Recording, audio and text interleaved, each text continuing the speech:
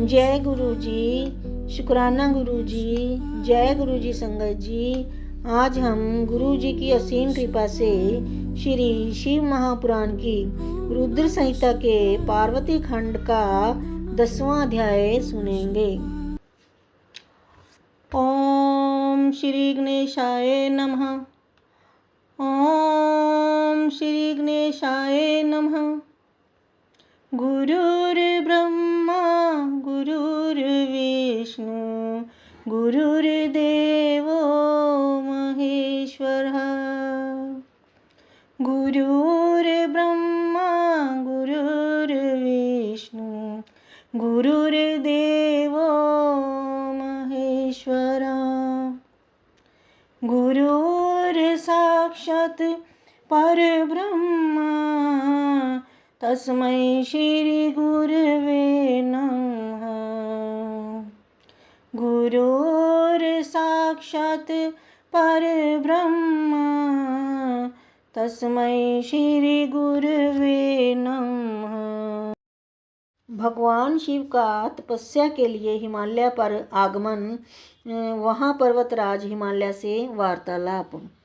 ब्रह्मा जी बोले, हिमालय की वह लोक पूजित पुत्री पार्वती उनके घर में बढ़ती हुई जब 8 वर्ष की हो गई, तब हे नारद, उसका जन्म हिमालय के घर में जानकर सती के विरह से दुखी हुए शंकर जी सती की इस अद्भुत लीला से मन ही मन अत्यंत प्रसन्न हो उठे।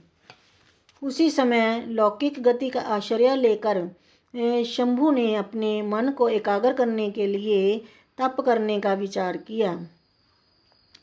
नंदी आदि कुछ शांत श्रेष्ठ पार्षदों को साथ लेकर वे हिमालय के गंगावतार नामक उत्तम शिखर पर गए।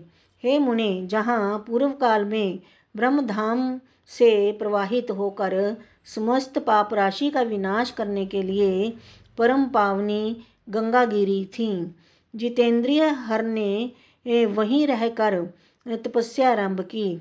वे आलस्य का त्याग कर चेतन ज्ञान स्वरूप नित्य ज्योतिर्मय निरामय जगन्मय चिदानंद स्वरूप द्वैतहीन तथा आश्चर्य रहित अपने आत्मभूत परमात्मा का एकाग्र भाव से चिंतन करने लगे। भगवान हर के ध्यान परायण होने पर नंदी भृंगी आदि कुछ अन्य पार्षदगण भी ध्यान में तत्पर हो गए। उस समय कुछ गण परमात्मा शंभु की सेवा करते थे और कुछ द्वारपाल हो गए।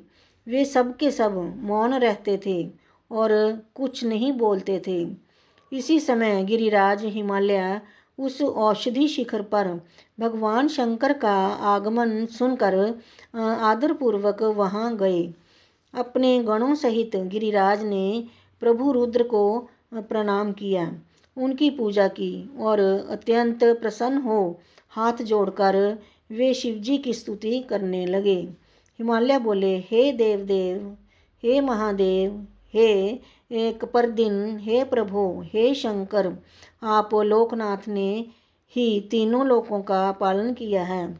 योगी रूप धारण करने वाले हे देव देवेश, आपको नमस्कार है। निर्गुण सगुण तथा विहार करने वाले आपको नमस्कार है। हे शंभु, आप कैलाशवासी सभी लोकों में विचरण करने वाले लीला करने वाले त्रिशूलधारी परमेश्वर को नमस्कार है। सभी प्रकार से परिपूर्ण गुणों के आकर विकार रहित सर्वथा इच्छा रहित होते हुए भी इच्छा वाले तथा धैर्यवान आप परमात्मा को नमस्कार है। हे जनवत्सल, हे त्रिगुणाधीश, हे मायापते, बाहरी भोगों को ग्रहण ना करने वाले आप पर ब्रह्म परमात्मा को नमस्कार है।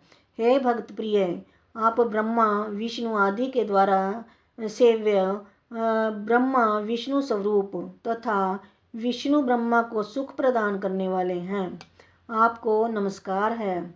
हे तपोरत, हे तपस्थान, आप उत्तम तपस्या का फल प्रदान करने वाले, तपस्या से प्रेम करने वाले, शांत तथा ब्रह्म स्वरूप हैं, आपको नमस्कार है। व्यवहार तथा लोकाचार करने वाले आप सगुण परेश परमात्मा को नमस्कार है।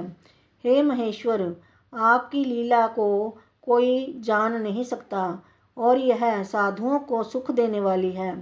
आप भक्तों के अधीन स्वरूप वाले तथा भक्तों के वश में होकर कर्म करने वाले हैं। हे प्रभु, मेरे भाग्य के उदय होने से ही आप यहाँ आए हैं। आपने मुझे सनाथ कर दिया, इसीलिए आप दीन वत्सल कहे गए हैं। आज मेरा जन्म सफल हो गया, मेरा जीवन सफल हो गया, आज मेरा सब कुछ सफल हो गया जो आप यहाँ पधारे हैं। हे महेश्वर, मुझे अपना दास समझकर निसंकोच आज्ञा दीजिए। मैं अनन्य बुद्धि होकर बड़े प्रेम से आपकी सेवा करूँगा। ब्रह्मा जी बोले, हे नारद, गिरिराज का यह वचन सुनकर महेश्वर ने थोड़ी सी आंखें खोलकर सेवकों सहित हिमालय को देखा। सेवकों सहित गिरिराज को उपस्थित देखकर ध्यान योग में स्थित हुए जगदीश्वर विश्वध्वज मुस्कुराते हुए कहने लगे। महेश्वर बोले, हे शैलराज, मैं आपके शिखर पर एकांत में तपस्या करने के लिए आया हूँ। आप ऐसा प्रबंध कीजिए जिससे कोई भी मेरे निकट ना आ सके। आप महात्मा, तपस्या के धाम तथा मुनियों, देवताओं, राक्षसों और अन्य महात्माओं को सदा आश्रय देने वाले हैं। आप द्विज आदि के सदा निवास स्थान, गंगा से सर्वदा पवित्र, दूसरों का उपकार करने वाले तथा संपूर्ण पर्वतों के सामर्थ्यशाली राजा हैं। हे गिरिराज, मैं चित्त को नियम में रखकर यहाँ गंगा अवतरण स्थल में आपके आश्रित होकर बड़ी प्रसन्नता के साथ तपस्या करूँगा। हे शैलराज, हे गिरिश्रेष्ठ, जिस साधन से यहाँ मेरी तपस्या बिना किसी विघ्न के हो सके, उसे इस समय आप सर्वथा यत्न पूर्वक कीजिए। हे पर्वत प्रवर, मेरी यही सबसे बड़ी सेवा है।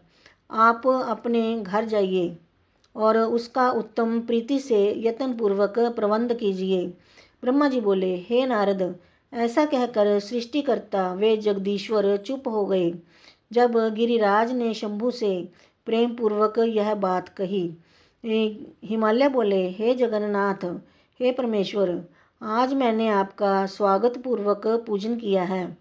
यही मेरे लिए महान सौभाग्य की बात है। अब मैं अपने देश में उपस्थित आपसे क्या प्रार्थना करूं?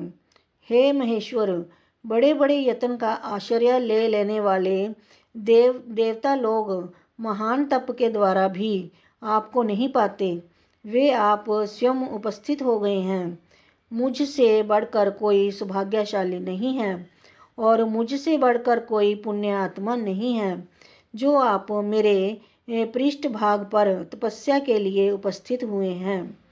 हे परमेश्वर, मैं अपने को देवराज इंद्र से भी बढ़कर समझता हूँ, क्योंकि गणों सहित आपने यहाँ आकर मुझे अनुग्रह का भागी बना दिया। हे देवेश, आप स्वतंत्र होकर बिना किसी विघ्न के उत्तम तपस्या कीजिए। हे प्रभु, मैं आपका दास हूँ, अतः सदा आपकी सेवा करूँगा। ब्रह्मा जी बोले, हे नारद, ऐसा कहकर वे गिरिराज तुरंत अपने घर आ गए और उन्होंने अपनी प्रिया को बड़े आदर से वह सारा वृतांत सुनाया। तत्पश्चात शैलराज साथ जाने वाले परिजनों को तथा अपने समस्त गणों को बुलाकर उनसे भली भांति कहने लगे। हिमालय बोले, मेरी आज्ञा से आज से कोई भी गंगावतरण नामक मेरे शिखर पर ना जाए, यह मैं सत्य कह रहा हूँ। यदि कोई व्यक्ति वहाँ जाएगा तो मैं उस महादुष्ट को विशेष रूप से दंड दूंगा, यह मैंने सत्य कहा है। हे मुने, इस प्रकार अपने समस्त गणों को शीघ्र ही नियंत्रित करके हिमवान ने विघ्न निवारण के लिए जो सुंदर प्रयत्न किया, उसे आपको बता रहा हूँ, आप सुनिए। इस प्रकार श्री शिव महापुराण के अंतर्गत द्वितीय रुद्र संहिता के तृतीय पार्वती खंड में शिव शैल समागम वर्णन नामक 11वां अध्याय पूर्ण हुआ। जय गुरु जी। ओम नमः शिवाय। शिव जी सदा सहाय। ओम नमः शिवाय। गुरु जी सदा सहाय। जय गुरु जी।